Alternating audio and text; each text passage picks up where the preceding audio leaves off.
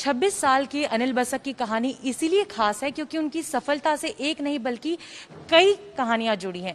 पहली तो ये कि अनिल ने जो है इस परीक्षा को तीसरी अटेम्प्ट में पास किया।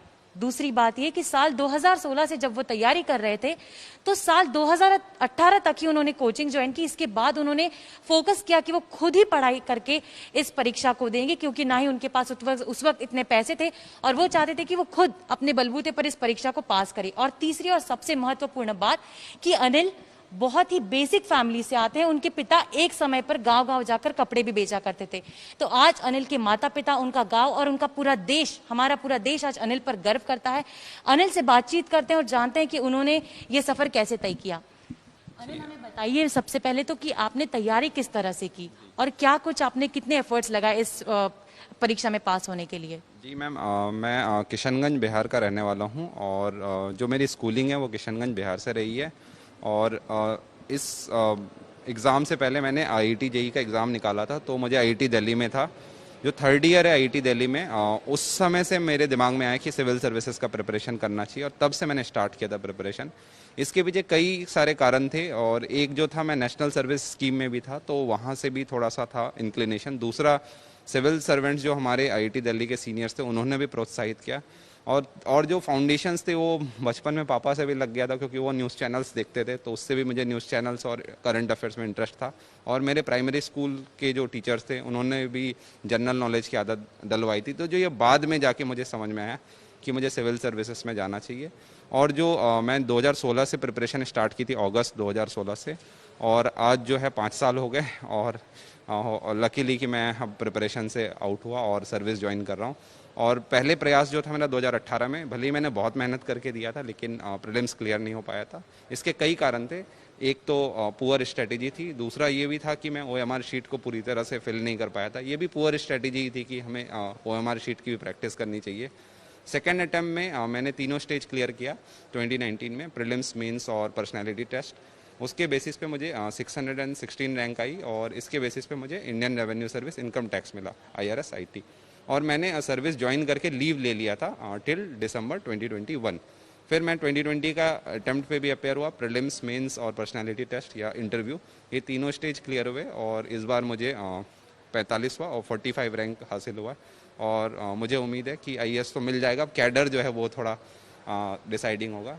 हालांकि इस जर्नी में बहुत सारे उतार चढ़ाव आए और इसके मैं अकेले दम पे तो नहीं निकाल पाया परीक्षा। बहुत सारे लोग थे पीछे। एक तो मेरा रियल परिवार जो किशनगंज से हो गया, दूसरा IIT के परिवार, IIT के जो मेरे दोस्त थे, तीसरा एक और मेरा मित्र था शिवम कुमार, उसने भी काफ़ी ज़्यादा जो है मेरे साथ था, हमेशा ही साथ था। आपने अपने परिवार की बात की तो आपके जो पिताजी थे उन्होंने काफी पहले के जो दिन थे काफी संघर्ष भरे गुजारे।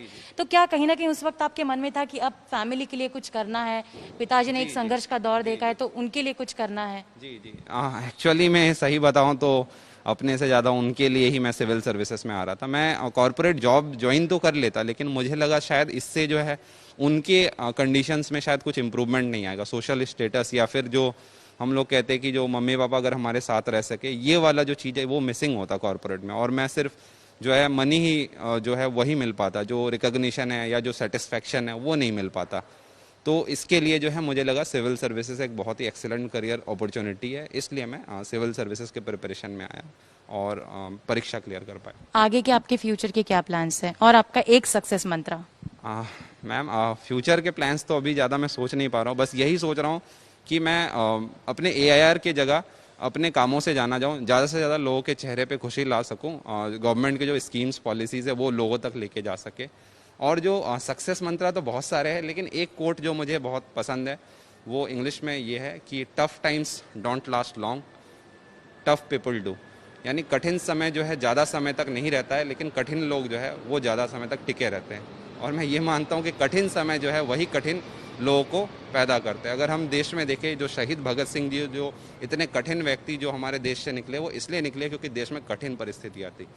तो आज भी अगर हमारे देश में कठिन परिस्थितियाँ आएंगी तो कठिन लोग निकल के आएंगे। तो ये मेरे लिए हमेशा मोटिवेटिंग था। कठिन परिस्थितियाँ जो है इंसान को एक कठिन भी बनाता है और उसको विनम्र भी बनाता है। तीसरा, कठिन समय में हमें अपने सच्चे दोस्त भी पता चल जाते हैं। और चौथा जो है, जब कठिन समय जब गुजरता है तो हम बाउंस बैक करते हैं, जिसको हम रेजिलियंस बोलते हैं। तो ये 4 जो है चीज़ें हैं। एक और बात मैं बोलना चाहूँगा कि मैं मानता हूँ सिविल सर्विसेज में कोई भी व्यक्ति फेल नहीं होता। या तो वो व्यक्ति एग्ज़ाम क्लियर कर जाता है, अगर फेल हो रहा है तो उन्हें कुछ फ़ायदे होते हैं जो मैंने बताया। एक तो उन्हें वो लोग हम्बल होते हैं, थोड़ा सा जो विनम्रता आती है। दूसरा, सच्चे दोस्तों का पता चल जाता है कौन सच्चे दोस्त है। उस समय जो खड़े रहते हैं वही सच्चे दोस्त है। विफलता में जो दोस्त खड़े हैं वही है। माँ बाप तो होंगे पक्का, इसके अलावा जो है वही हमारे सच्चे दोस्त है। तीसरा जो है कठिन बनाता है व्यक्ति को, फेलियर्स झेलना सिखाता है। चौथा जो रेजिलियंस है, वापस आने भी हम सीखते हैं, विफलता से बाहर आके फिर एग्ज़ाम को दोबारा क्लियर करें। अगर हम नहीं भी कर पाए एग्ज़ाम को क्लियर, जीवन में एक बेहतर इंसान जरूर बन जाते हैं। तो आपने देखा कि किस तरह से अनिल बसक ने फर्श से अर्श तक अपना सफर तय किया, और खास बात यह कि उन्होंने अपनी हर गलती को सुधारा, हर गलती से सीखा और फिर अपने आगे आने वाले प्रयासों में सफल रहे। तो अनिल उन सभी लोगों के लिए एक मिसाल है जो शून्य से शिखर तक का सपना देखते हैं और सफल होना चाहते हैं।